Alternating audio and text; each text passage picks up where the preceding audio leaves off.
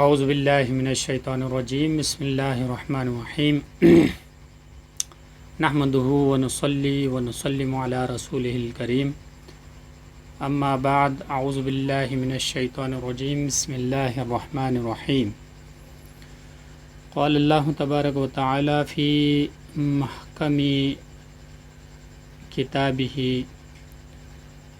یا ایہا الذین آمنوا اذا قمتم الی الصلاة فاغسلوا وجوہکم وایدیکم الی المرافق وامسحوا برؤوسکم وارجلکم الی الکعبین وإن كنتم جنبا فاطهروا وإن كنتم مرضى أو على سفر أو جاء أحد منكم من الغائط أو لامستم النساء فلم تجدوا ماء فتيمموا صعيدا طيبا فامسحوا بوجوهكم وأيديكم منه ما يريد الله ليجعل عليكم من حرج ولكن يريد ليطهركم وليتم نعمته عليكم لعلكم تشکرون۔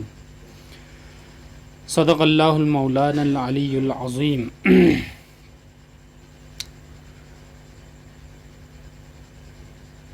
عزیز سامعین کرام و ناظرین محترم، بارگاہ خداوندی میں حمد و ثناء اور اس کے حبیب محمد مصطفیٰ صلی اللہ علیہ وآلہ وسلم پر درود و سلام کے تحائف بھیجنے کے بعد آج ایک اور ویڈیو کے ساتھ آپ کے سامنے حاضر ہوا ہوں۔ امید کرتا ہوں کہ اللہ تبارک و تعالی ہمارے اس کاوش کو اپنے بارگاہ عالیہ میں قبول و مقبول فرمائے گا اور ہمیں شریعت محمدیہ کو سمجھنے کی توفیق عطا فرمائے گا۔ آج کی اس ویڈیو میں انشاءاللہ تبارک و تعالی وضو اور غسل کے احکامات آپ لوگوں تک پہنچاؤں گا۔ اس سے پہلے والی ویڈیو میں ہم نے نماز خسوف اور کسوف کے بارے میں جاننے کی کوشش کی تھی اور شاہ سید علیہ الرحمہ کے فتاویٰ کے مطابق جو احکامات تھے ان کو جاننے کی کوشش کی تھی۔ آج شاہ سید علیہ الرحمہ کے فتاویٰ کے مطابق وضو اور غسل کے احکامات کو جاننے کی کوشش کریں گے۔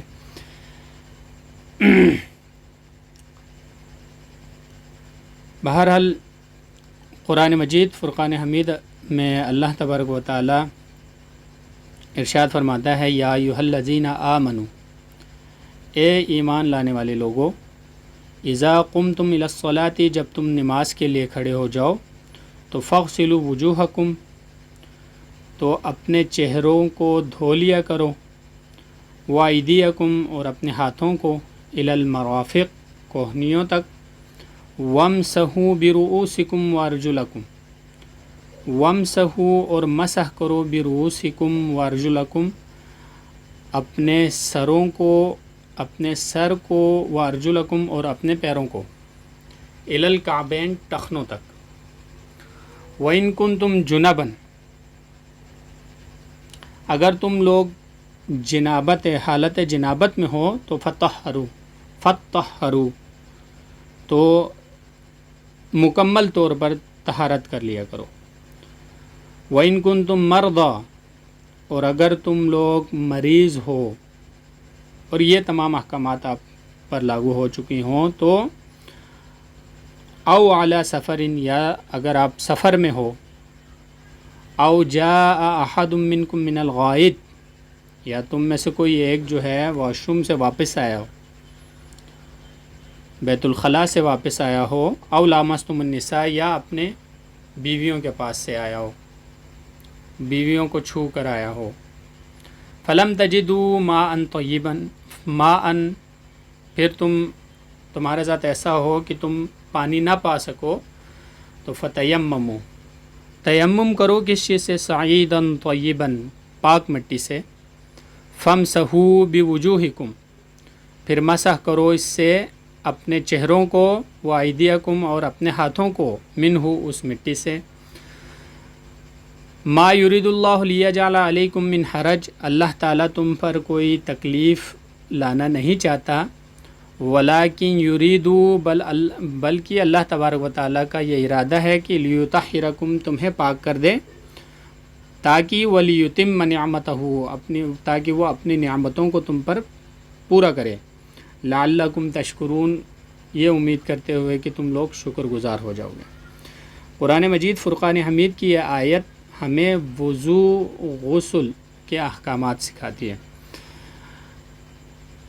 وضو اور غسل کس لیے لازم قرار دیا؟ جب تم نماز کے لیے یعنی اللہ کی بارگاہ میں پیش ہونا چاہو تو تب جو ہے آپ نے یہ احکامات پہلے بجا لانے ہیں، اس کے بعد جو ہے آپ نے نماز کے لیے کھڑے ہونا۔ یہاں سے جو ہے وضو اور غسل اور تیمم، وضو اور غسل کے وجوب کا حکم ہمیں سمجھ میں آتا ہے۔ اور اگر ہمیں جو ہے اگر پانی میسر نہ ہو یا پانی ہمارے لیے مضر ہو، یعنی ڈاکٹرز اگر کہتے ہیں کہ بھائی یہ پانی آپ کے لیے کسی بھی صورت جو ہے مضر ہے، اگر آپ جسم پر اگر آپ کے کوئی زخم وغیرہ ہے، اعضائے وضو پر یا اعضائے غسل پر جو ہے اگر کوئی زخم موجود ہے اور ڈاکٹر منع کر چکا ہے کہ یہ زخم جو ہے پانی کی وجہ سے خراب ہونے کا خطرہ ہے، تو اس صورت میں جو ہے پانی آپ کے لیے مضر ہے۔ مضر ہونے کی صورت میں تیمم کا حکم، یہ تین احکامات یہاں پر آپ کو ہوئے، ایک وضو کا، ایک غسل کا اور دوسرا تیمم کا، اس کا طریقہ بھی بتا دیا۔ بس آج جو ہے انشاءاللہ تبارک و تعالی انہی تین احکامات کو ہم پڑھنے کی کوشش کریں گے۔ شاہ سعید علیہ رحمہ طہارت ظاہریہ یعنی ظاہری طہارت کے دو قسمیں کرتے ہیں۔ ظاہری طہارت یعنی جسم بدنی طہارت جو ہمارے اعضاء نظر آ رہے ہیں، ان کی دو قسمیں کرتے ہیں، صغرا و کبرا۔ ایک صغرا ہے، ایک کبرا ہے، یعنی ایک چھوٹی طہارت اور ایک بڑی طہارت ہے۔ ففی صغرا میں وجبت النیت، سب سے پہلی چیز جو ہے آپ نے نیت، آپ کے لیے نیت واجب ہے۔ نیت کیا چیز ہے؟ وہی ان تقول فی قلبک، نیت یہ ہے کہ تو اپنے دل میں یہ کہے اتوضع لرفع الحدث واستباحات الصلاة لوجوبہ قربۃ الی اللہ، یہ الفاظ اپنے دل میں تصور کریں۔ وَإِن جرت علی لسانک، اگر یہی الفاظ جو ہے آپ اپنی زبان پر بھی جاری کرتے ہیں، مع القلب فثواب، اگر یہی الفاظ جو ہیں اگر آپ اپنی زبان پر بھی جاری کریں مع القلب دل کے ساتھ، تو فثواب، یہ بہت بہتر ہے۔ نیت کرنے کے بعد جو ہے دوسرا واجب شاہ سعید علیہ رحمہ فرماتے ہیں غسل الوجہ، چہرے کو دھونا ہے، اپنے منہ کو۔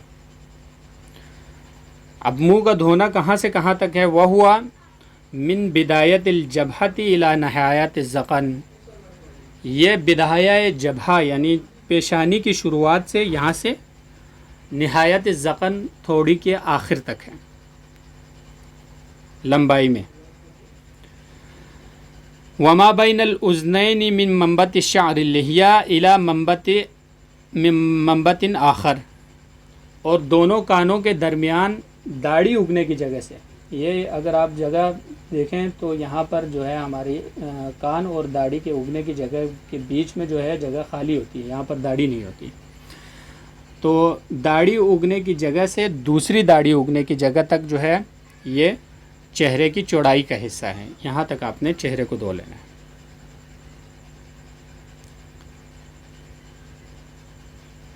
بیائی طریقے، اس میں آپ شاہ سعید فرماتے ہیں دھونے کے طریقے کے بارے میں چونکہ بہت سارے اختلافات ہیں، تو شاہ سعید علیہ رحمہ کے فتویٰ کے مطابق جو ہے دھونے کے لیے آپ کو کوئی بھی طریقہ جو ہے آپ اپنا سکتے ہیں۔ وہ طریقے کیا کیا ہیں؟ بیائی طریق ترید غسلہ، جس طریقے سے آپ جو ہے اس کو غسل دینا چاہیں آپ دے سکتے ہیں۔ بیدن، ایک ہاتھ سے، مثال کے طور پر پہلا طریقہ یہ ہے کہ ایک ہاتھ سے جو ہے آپ غسل دے رہے ہیں، پانی ایک چلو میں بھر رہے ہیں، اس کے بعد جو ہے اپنے چہرے پہ ڈال رہے ہیں، یہ بھی ٹھیک ہے۔ او بیدین، یا دونوں ہاتھوں میں جو ہے آپ نے پانی بھرا ہے، پانی بھرنے کے بعد جو ہے اپنے چہرے کو دھو رہے ہیں، یہ بھی ٹھیک ہے۔ او بحفاظت الماء، تیسرا طریقہ، من وعاء، پانی کو جو ہے کسی برتن کے ذریعے سے اپنے چہرے پر انڈھیل کر جو ہے آپ اپنے چہرے کو دھو رہے ہیں، او غیر ہی، یا اس کے علاوہ اور کوئی طریقہ ہے تب بھی جو ہے یہ جائز ہے. یعنی اس کے علاوہ اور کوئی کون سا طریقہ ہو سکتا ہے کہ آپ نے جو ہے نلکا کھولا، نلکا کے نیچے آپ نے اپنے چہرے کو رکھ لیا اور پھر ہاتھوں سے دھونا شروع کر دیا. تو کسی بھی طریقے سے آپ نے دھونا ہے. لمبائی اور چوڑائی میں جو ہے جو ہاتھ بتائے ہیں ان کو پورے ایریا کو کور کرنا ہے. آپ کا وضو کا پہلا حکم پورا ہو جائے گا، دوسرا حکم پورا ہو جائے گا. وَعْلَمْ أَنَّ تَخْلِيلَ اللِّحْيَةِ، یہ جان لیجئے کہ ان تخلیل اللحیہ یعنی چہرے کو چہرے میں داڑھی کو جو ہے تخلیل کرنا، یہ کیا ہے؟ لی استیعابہا، شاہ سعید کے مطابق یہ واجب نہیں ہے بلکہ پانی پہنچانے کے لیے ہے. فَإِن تَيَقَّنَتْ بِالْاِسْتِعَاب، اگر پانی پہنچنے کا اگر آپ کو یقین ہے تو فلا حاجت الی تخلیلہا، اس میں اس داڑھی کے اندر جو ہے تخلیل کرنے کی کوئی ضرورت نہیں ہے. اگر استیعاب کا حکم یعنی پانی پہنچنے کا حکم آپ کو یقین نہیں ہے کہ پانی پہنچ رہا ہے یا نہیں، تو اس صورت میں جو ہے پھر وہ واجب ہو جائے گی. اس صورت میں پھر حکم تبدیل ہو جائے گا. اگر آپ کو یقین ہے کہ بھائی پانی نہیں پہنچ رہا ہے تو اس صورت میں اگر آپ کی داڑھی گھنی ہے اور لمبی ہے تو اس صورت میں آپ نے تخلیل کرنا. تخلیل کرنا پھر آپ کے لیے واجب ہو جائے گا. تیسری واجب وغسل الیدین، دونوں ہاتھوں کا دھونا. بِأَيِّ طریقٍ تُرِیدُهُ، اس میں بھی وہی ہے کہ بِأَيِّ طریقٍ تُرِیدُهُ، آپ نے جو ہے جو بھی ارادہ کیا، جس طرح سے ارادہ کیا، جیسا آپ چاہیں، آپ جس طریقے سے چاہیں آپ اپنے ہاتھوں کو، دونوں ہاتھوں کو دھوئیں گے. کہاں سے کہاں تک؟ من رؤوس الاصابع الی المرافق، انگلی کے سرے سے لے کر مرافق کوہنی تک. او بالعکس، یا اس کا الٹ، یعنی کوہنی سے لے کر انگلی کے سرے تک، جس طریقے سے مرضی آپ دھو لیں. یا تو اوپر سے چلو میں پانی بھر کر جو ہے اوپر کی طرف سے آپ پانی ڈال لیں، یا جو ہے آپ نے پانی دوسرے ہاتھ میں لیا اور کوہنی کے اوپر رکھ کر جو ہے آپ نے اپنے انگلی کے سرے تک دھو لیا. اس میں جو ہے آپ نے خیال کیا رکھنا ہے؟ وہ خیال رکھنے کی چیز یہ ہے، شاہ سعید فرماتے ہیں ما ادخال المرافقی، مرافق کو اپنے جو کوہنیاں ہیں اس کو آپ نے داخل رکھنا ہے، یعنی وضو دھونے کے حکم میں اس کو داخل رکھنا ہے. یہاں سے یہ مکمل طور پر آپ لوگ دھوئیں گے. کچھ لوگ جو ہیں یہ کوہنیوں کو چھوڑ دیتے ہیں، وہ چھوڑنا جو ہے حکم کے منافی ہے. تو لہٰذا آپ نے کوہنی کو لازمی دھونا ہے. لازمی دھو کر جو ہے اپنے ہاتھوں کو مکمل طور پر آپ نے سرکر میں لا کر یہاں پر لا کر پانی ختم کر لینا ہے. یا جو ہے اگر اوپر کی طرف سے دھوتے ہیں تو یہاں پر لا کر آپ نے پانی کو ختم کرنا ہے. یہ پورا بازو مکمل طریقے سے دھونا ہے. وَمَسْحُ الرَّأْسِ، چوتھی واجب کیا ہے؟ مسح الراس، سر کا مسح کرنا ہے. بِأَيِّ قَدْرٍ، جس مقدار میں مرضی ہو، کسی بھی مقدار میں جو ہے آپ نے سر کا مسح کرنا ہے. کانا مرتن واحدہ، جس مقدار میں ہو کانا مرتن واحدہ، وہ صرف ایک مرتبہ ہونا چاہیے. آپ پورے ہاتھ کا مسح کر رہے ہیں، آپ سامنے سے مسح کر رہے ہیں تو صرف ایک مرتبہ ہونا چاہیے. اگر سر کے ایک سائیڈ کو مسح کر رہے ہیں تو تب بھی جو ہے صرف ایک مرتبہ ہونا چاہیے، دو مرتبہ والا حکم نہیں ہونا چاہیے. اس میں یہاں پر ہمارے جوان لڑکے میں نے کافی دفعہ دیکھا ہے کہ وہ لوگ مسح کرتے وقت یہ غلطی کرتے ہیں کہ وہ ڈبل مسح کر رہے ہوتے ہیں، دو دفعہ. وہ کس طرح؟ پہلے اپنے بالوں کو اوپر لے کے جاتے ہیں، پھر اس کے بعد جو ہے سر کیا کہتے ہیں اپنے ہاتھ سے جو ہے اپنے ہاتھوں کو پھر نیچے لے آتے ہیں. تو یہ دو دفعہ مسح ہو جاتا ہے. اس سے جو ہے آپ لوگوں نے احتیاط برتنی ہے. کانا مرتن واحدہ، یہ خصوصی طور پر آپ کو بتایا ہے کہ مسح جو ہے کسی بھی مقدار میں ہو سکتا ہے، لیکن کانا مرتن واحدہ، ایک مرتبہ. پانچویں واجب کیا ہے؟ وہ مسح الرجلین، دونوں پیروں کا مسح کرنا. دونوں پیروں کو آپ نے مسح کرنا ہے، انگلیوں سے لے کر ٹخنوں تک. اس کے بعد ایک اضافی جو بات شاہ سید علیہ رحمہ ایک آپ کو حکم بتا رہے ہیں، وہ کیا ہے؟ وغسلہما الی الکعبین، ان دونوں کا جو ہے ٹخنوں تک دھو لینا جو ہے وہ کیا ہے؟ لعموم بلو المسلمین لتعثر صیانت الرج من رشاش الاستنجاء. یہ کس وجہ سے ہے؟ مسلمان لوگ استنجا کرتے وقت جو ہے رشاش استنجا سے بچ نہیں پاتے، اس وجہ سے جو ہے اس کو دھونے کا بھی حکم لگایا گیا ہے. وغیرہ ہی اس کے علاوہ اور بھی کوئی مسئلہ ہو سکتا ہے. مثال کے طور پر آپ کے پیر گندے ہیں، میلے ہو چکے ہیں، گرد و غبار لگی ہوئی ہے، تو اس صورت میں جو ہے اس کا جو دھونے کا حکم ہے وہ اس وجہ سے ہے. ورنہ پہلا حکم اولی جو ہے وہ اپنے پیروں کو مسح ہی کرنا ہے، بغیر کسی وجہ کے جو ہے آپ نے دھونا نہیں ہے.